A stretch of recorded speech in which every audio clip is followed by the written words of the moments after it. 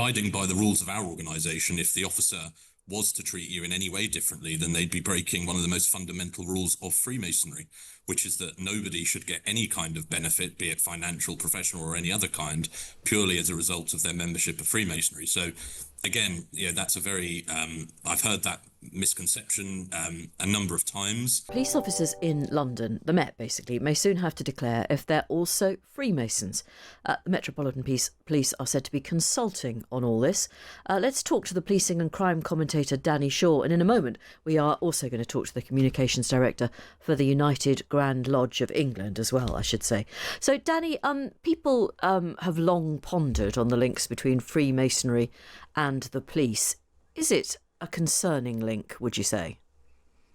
I don't think there's any evidence that there's a concerning link. The one report that looked into this in quite some detail was the independent panel report into the murder of Daniel Morgan, private investigator who was killed with an axe in his head and found in a car park in South London in 1987. That case has featured, in a number of programs and has also been investigated endlessly by the Met. And corruption played a part in the botched investigation into that. There's no doubt about it. But the panel report said that it hadn't seen any evidence that Masonry was affected the investigation or was corruptly used in it, despite the fact that a number of officers were members of Freemasons. I think about 11 police officers who were involved in that inquiry were members of Freemasons. So the sort of suspicion has been there that there's some link. It has been said before by Steve White, for example, who used to be head of the Police Federation, which is the body that represents police officers in England and Wales. It represents 120,000 officers. He said when he departed that he was worried about problems with Freemasons having adverse influence on policing, but no one's ever proved it. OK, why would a police officer join the Freemasons? Well, I think for the same reason that anyone else might join the Freemasons, because it's something that's been passed down in their family and they've come from a family where they be members. It provides camaraderie, it provides friendship, it provides perhaps a sense of belonging. And it's one of those things. It's in the same way. Why do some of us go to church or worship in other places? Why do we do those things? There's a whole multiplicity of reasons. It's a secular organization. It's not a religious organization. No, but I imagine it provides a sense of community. It's not religious, but I mean, I've certainly been to the extraordinary headquarters in Covent Garden in central London. And it is, I think it's fair to say it's quasi-religious. I mean, some of the regalia on display there is quite extraordinary, Danny. Yeah, well, I mean, some people like all that, don't they? And perhaps others get other things from it. I mean, if you look at the website, it doesn't really go into that too much. It's more about it emphasizing friendship, the importance of service. I think it donates a lot of money. The Freemasons at the moment, the Freemason organization donates a lot of money to charities. So, there's that as well. Why police officers would become members, possibly because of the links through service, through serving the community, is something that might appeal to them and appeal to Freemasons. And we know that if there are professions where people are more likely to be belong to a particular group, then that's going to be passed down, and it's begun to sort of become part of the culture. I think the fact that the Met is actually considering Freemasonry becoming a declarable association suggests that some of the people high up in the Met do have their concerns. Well, they clearly do. They clearly do. They wouldn't have suggested it, would they? Exactly. And this is going to provoke, I would have thought quite a fight and quite a battle with people who will say, look, what I do in my private life is my private life. There's no conflict of interest here, so why should I declare it? But if there's a potential for a conflict of interest, or there's a perception of a conflict of interest on the other side, that it might be worth declaring. Police officers are held to a different standard, and we have to have, really high standards of integrity. Everything has to be whiter than white in the police service. And we are going through a phase at the moment in policing where people are being rooted out because they can't pass vetting checks.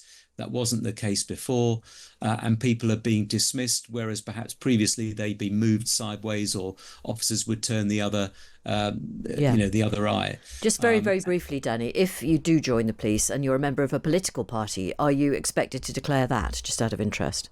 I don't think you are at the moment. Okay. I don't think so. No, right. I mean, you have to declare if you know someone or you're associated with someone who's got a criminal conviction, or someone who's been barred from policing. You have to declare, and you also have to declare, Jane, if you know someone, you have a relationship or friendship with someone who's a journalist or a private investigator. Okay. Oh, interesting. Right. Yes, I would have a few questions to answer there, I think. Danny, thank you very much. Let's bring in Sean Butler, Communications Director for the United Grand Lodge of England, which is the umbrella organisation for Freemasons. Mr. Butler, hello, good afternoon to you. Good afternoon. Lovely to be with you. Well, thank you very much for coming on. Now, my suspicion as somebody who isn't a Mason would be, I don't know, I'm caught speeding. I'm also a Mason. Perhaps I also had a couple of drinks as well. The officer who stops me, I wind down my window. The officer sticks his head through the window. I'm slightly alarmed, but I put my hand out and I shake his hand and I make it plain that I'm a Mason. Will that officer treat me kindly if he is also a Mason?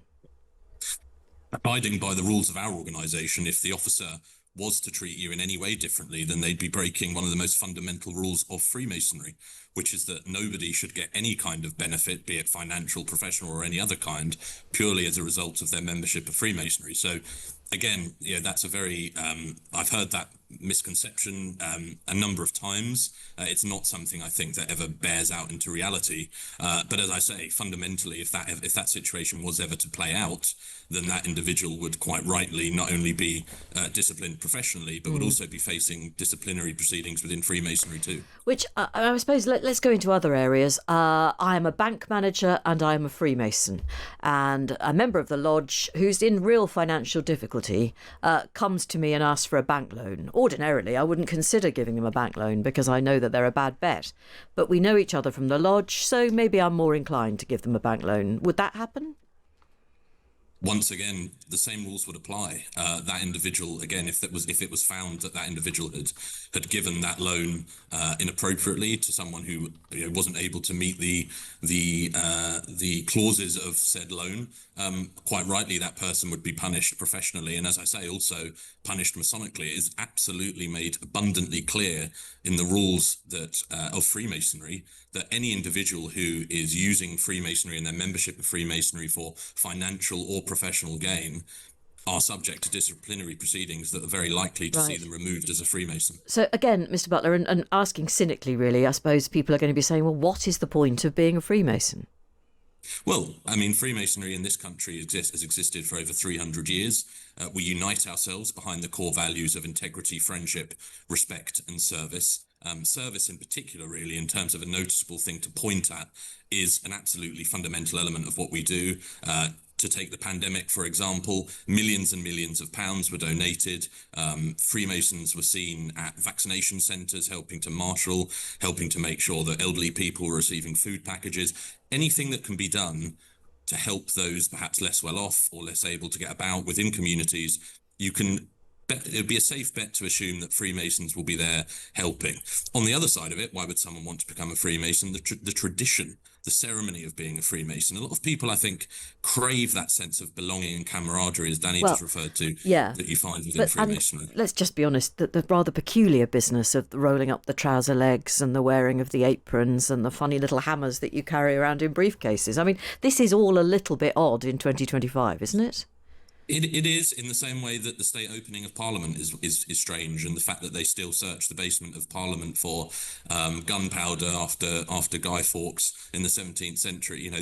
This is a historic organisation that has existed for over 300 years now, and we're not ashamed of our traditional roots. In fact, we celebrate them, and people come to Freemasonry and they enjoy that element of it because it's something different. It's unique. It's something in life that actually in other walks of life you probably wouldn't be able to experience. And that's enjoyable, and you can really trace that relationship from 2025 back to our ancestors in 1717 and before then.